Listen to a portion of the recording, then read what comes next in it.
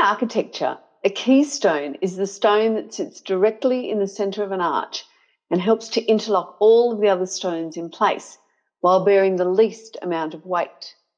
And if someone were to remove that keystone, the arch would fall apart because this stone is the fundamental part of the whole structure.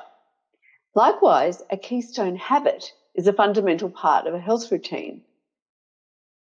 A keystone habit is the one that everything else hinges on. It supports you the most. Charles Duhigg, in The Power of Habit, explains the habit loop: cue, action, and reward. And understanding these three parts of the habit loop can help to embed healthy habits that support your well-being and achieve your goals.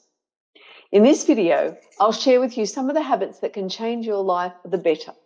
When you adopt and embed healthy habits, you create more energy and more time for yourself because the habits that support you are automatic. You don't have to think about them anymore because they've become habitual. And when you make the decision and take the steps to improve your well-being, you're moving towards a healthier, happy you in both your personal and your professional life.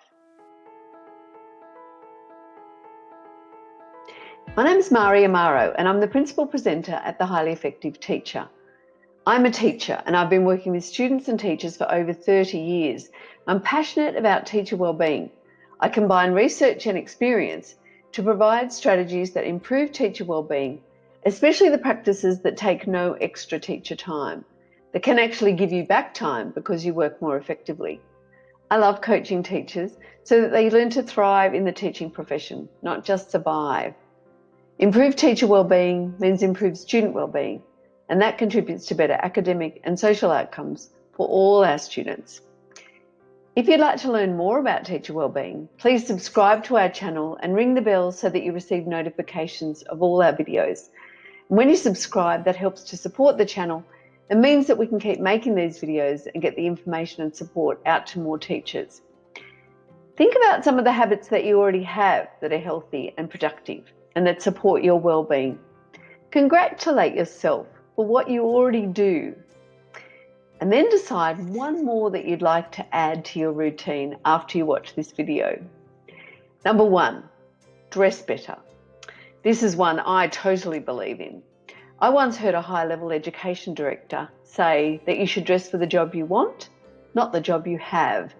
So looking your best by taking care of yourself goes a long way to helping you feel better and more confident. Dressing in a professional way makes you look and feel more professional. Christine Richmond used to talk about putting on her costume when she was presenting. And teaching is the same. Dress the part so that you feel and look like a teacher, not like one of your students. Number 2, make your bed. Research by Randall Bell, the socioeconomist, states that completing one thing first thing in the morning leads to success in other areas throughout the day. It's a great way to start the day. Number 3, cook for yourself. When you cook for yourself rather than getting food brought in or buying takeaway, you eat better, you take things more slowly because you're actually doing the preparation for the eating. You're much less likely to eat processed food, and it feels comforting and like you're caring for yourself. The whole process of the shopping and the preparing and the cooking part of it feels very nurturing. And that leads to number 4, which is plan your meals, because when you plan them, you save money, you save time, you avoid wasting food, and it prevents poor eating habits because you've got a plan about what you're going to eat for each of your meals. And I find this really helps in terms of what I eat when I go to work, if I'm away from home during the day. Because if I haven't got a plan, then it's very easy to pull in and get takeaway or buy something that I don't really want to eat. Make a shopping list, buy all the ingredients, and surprise yourself by cooking some new things that you haven't done before. Keep it interesting. Number 5, exercise in the morning. I love this. This generates positive emotions at the start of the day and you feel like you've done your exercise, so then you're less likely to eat badly moving forward during the day. And the exercise is done, so that means you can focus on all the other things you're going to do, all the other fun things you've got in your life. And it's particularly good if you know you're going to have a fairly sedentary type of day. Not that teachers have many of those. Number 6, effective time management. Take some time to reflect on your work habits and your time management. What are the strategies that you know are working for you, and what are the ones that don't? And check out what kinds of strategies your colleagues use to manage their workload and see if there's anything that you might like to adopt. If you want to learn more about time management, check out our video on time and energy management, and also check out our video on how to reduce teacher workload. They're the things that might help you. Number 7, practice gratitude. This comes up in so many of our wellbeing videos because one of the best ways to improve the quality of your life is to develop a regular gratitude practice. You feel better when you're grateful. Being grateful is an antidote to stress and overwhelm. And if you're interested in why gratitude is beneficial to your well-being and how to incorporate gratitude into your classroom, check out our videos on gratitude and learn how simple it is to use so that you and your students can benefit. Number 8, learn a new skill. This is a great way to keep your mind active. Learning a new skill keeps your brain active and keeps you interested in growing. Tony Robbins says you're either growing or you're dying. And you're probably already striving to teach better and connect with your students. So you need permission to look after yourself better, to be kind to yourself, and learn a skill in something that's just for you, that actually makes you feel better. Something like art or music or cake decorating.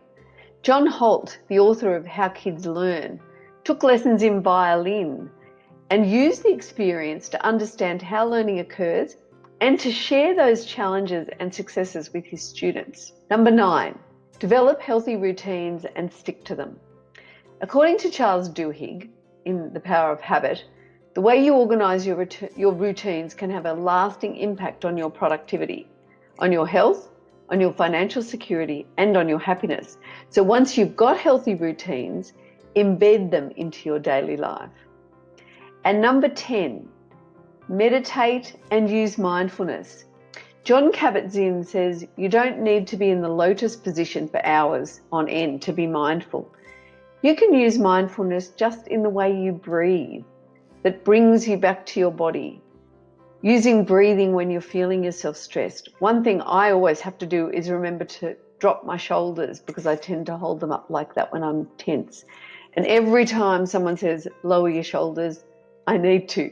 So I concentrate on doing that sometimes when I'm feeling tense. And in these days of washing our hands more, I'm finding that the washing hands practice and routine is a time when I become mindful and sing happy birthday to myself. Thanks for watching the video. Stay safe and happy teaching.